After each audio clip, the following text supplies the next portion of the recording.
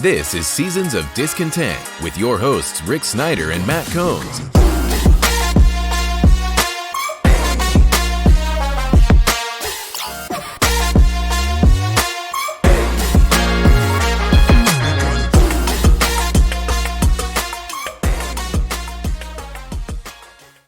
Welcome to Seasons of Discontent, Season 9, Episode 22, brought to you by Rick Snyder's Washington on social media. And I'm Rick Snyder. I'm Matt.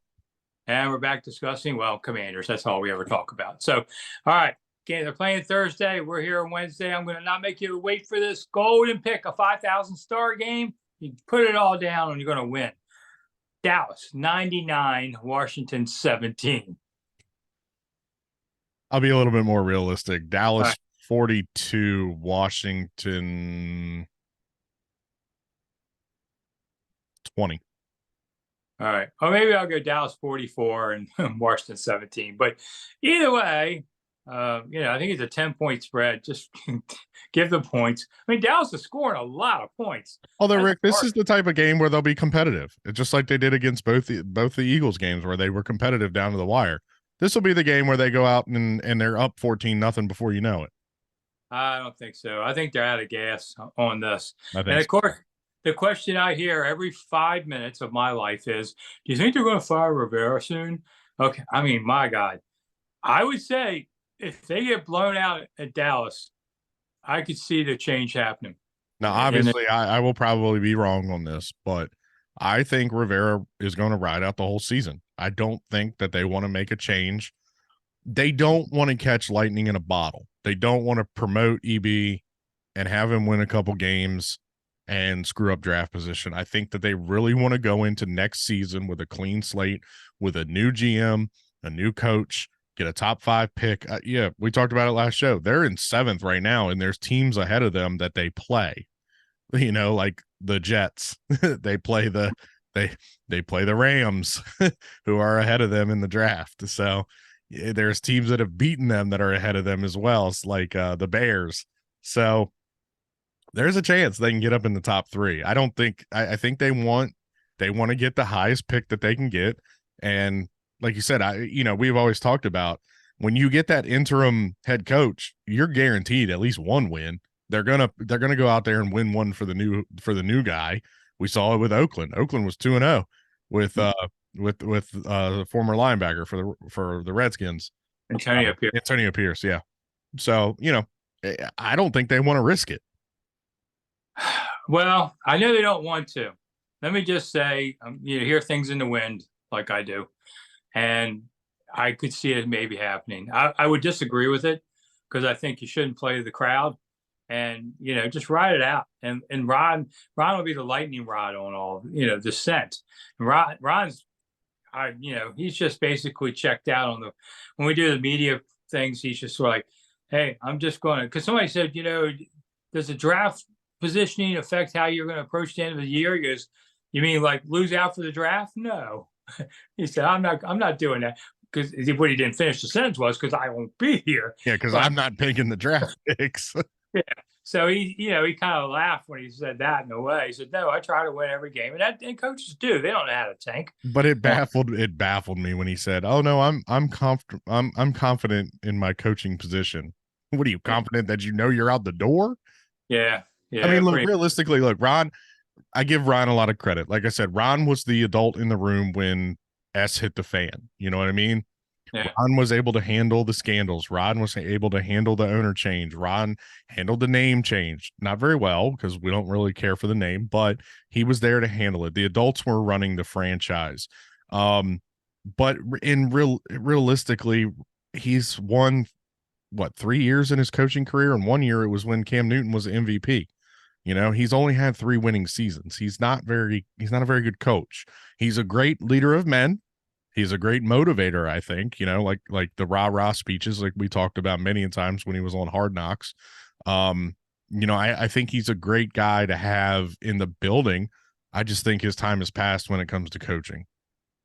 Yeah, I do too. And I think he'll retire at this point. I mean, Ron's a little younger, maybe. 61. Yeah, I mean, he could. We'll both leave together. How about that? Hey, are you going to get half of his paycheck? That'd be nice. I know. I did meet Mitchell Rales at the game on Sunday. Mitchell's the number 2 investor in the team behind Josh Harris and a Washingtonian. And actually, I like the guy a lot. I think he's a cool guy. I was gonna I say mean, he seems like a really cool dude. yeah, I mean, for an art dealer and all, but but he's funny and all. I didn't ask him about Ron. I had a chance to talk to him privately for a minute, and that's about all. But he came up to the press box just to say hi to the guys, which was nice. Guy Josh Harris has been invisible, as I knew he would be, because that's what he is. He's not somebody coming down to talk to us. Magic, I just see his tweets, where he goes, "Wow," which is My just commander's got the yeah. got the doors blown off him today. That's Magic's way of going, I am watching. and Mitchell, I don't think he knows what Twitter is, but he's kind of a funny guy. And so I like talking to him. And I mean, I didn't ask him about, Rivera, because that's an obvious question about something like that. But he kind of really brought it up. He says how much they really like Sam Howell. And this was right. This was at halftime. So, he had seen Howell, get smashed on the sideline.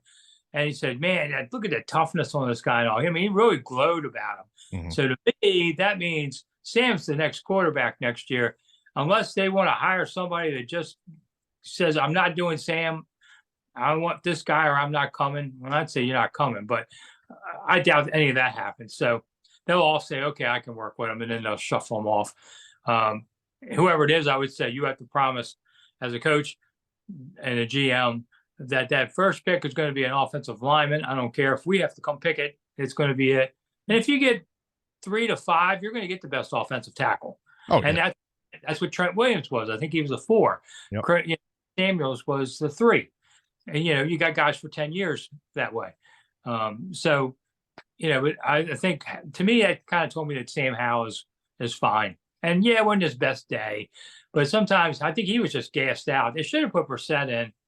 I wrote at the time, I said, you could see Sam was just gassed. He's got, he got he got hit by a cab basically at that halftime thing. It was just time to let him play. And then he threw a pick 6. So, I just think that's what it is. But I think Sam's good, which means you move on to other things. Okay, so we got a few minutes here to go. All right, so I figure I'd schedule a little extra time for this. Well, 2 things. Number one, as long as I have you all here hostage, I'm going to put this in the comments section so you can see it. But there's this nice little paper called Command Post, which I have run for about 30 years. It's not my paper. I just write for it.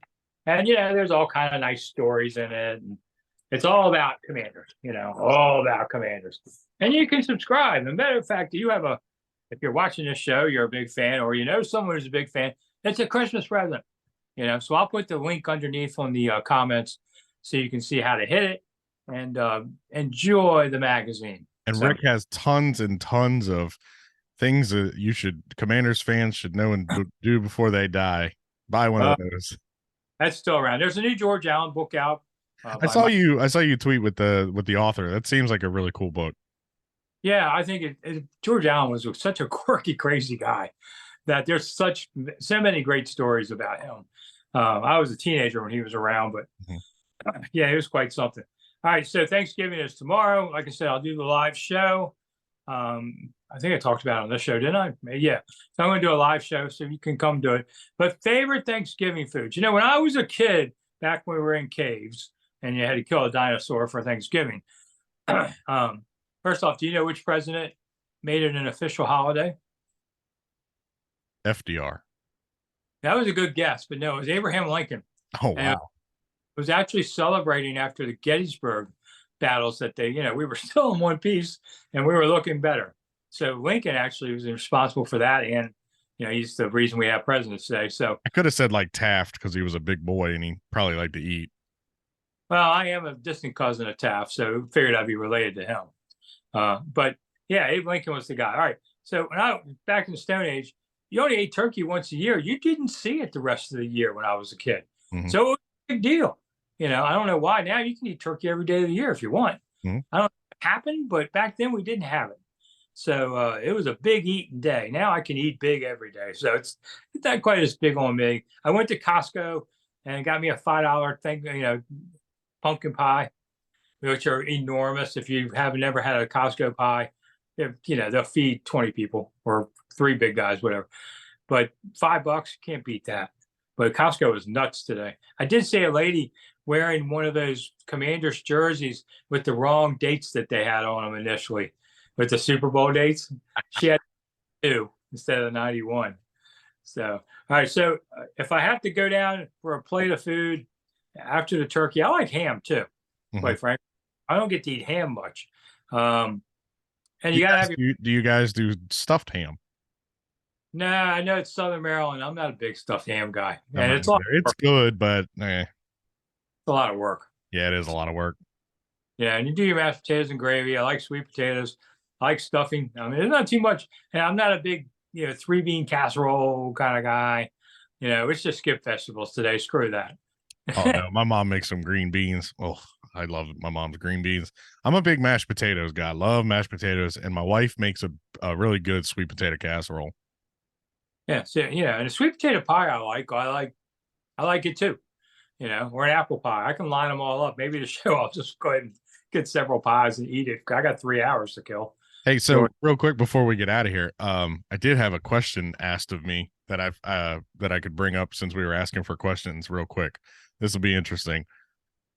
Would you rather, this has nothing to do with Thanksgiving, would you rather do what like the Rams did or the Jets were trying to do this season and go all in for a chance to win one Super Bowl? Or would you like prolonged success but not guaranteed to win a Super Bowl? One Super Bowl. Really? At my age, I don't have prolonged plans. But no, because, being good every year, look at the Buffalo Bills. They've been very good for about 5 years. Haven't sniffed a Super Bowl. And like 5-5 or whatever, 6-5. So their window closed. I'd rather take a shot, go for it all, and then rebuild again because we're used to rebuilding. Yeah, I don't know. I feel like we've just been so bad aside from, the outliers here and there. Man, I just feel like, I don't know. I would love to be able to wake up on a Sunday and it's like we're either guaranteed to win or it's a clear 51-49. Like, you know what I mean? Like, yeah, we'll lose a game here and there. I don't know. But then again, I was lucky a lot to have been alive for 2 of the Super Bowls. Well, to remember 2 of the Super Bowls. I was alive for all 3, but I was born during the first one. So yeah, I told my wife, I said, I'd probably go for the Super Bowl. I can think back to when the Nationals won the World Series. The Nats hadn't been here for that long, but that meant something to me because I had grown up with my grandfather telling me stories of the Washington Senators.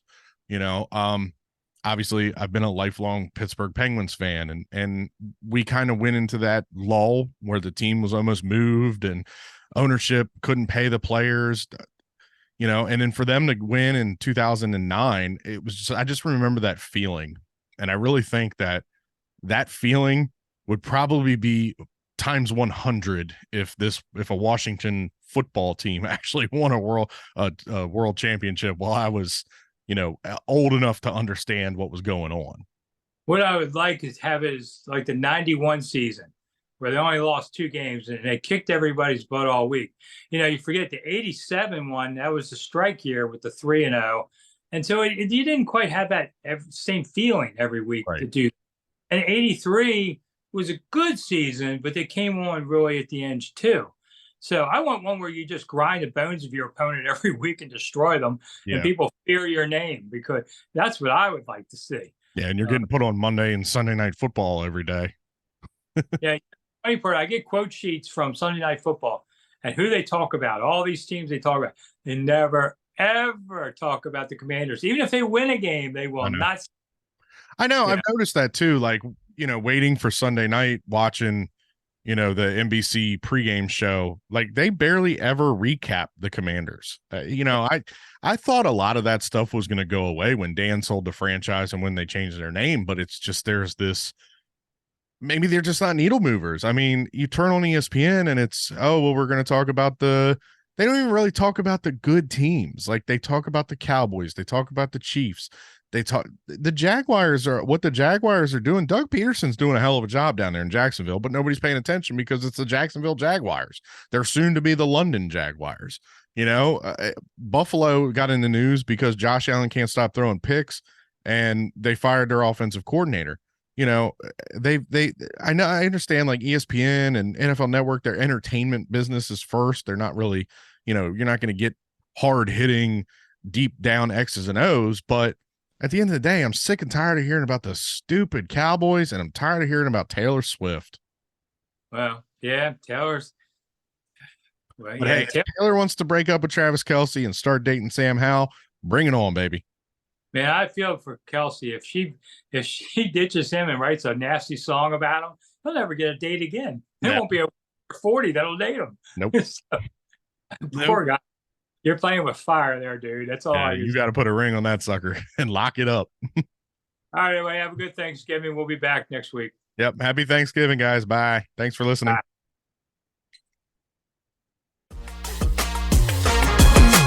Thanks for listening to Seasons of Discontent with your hosts, Rick Snyder and Matt Combs.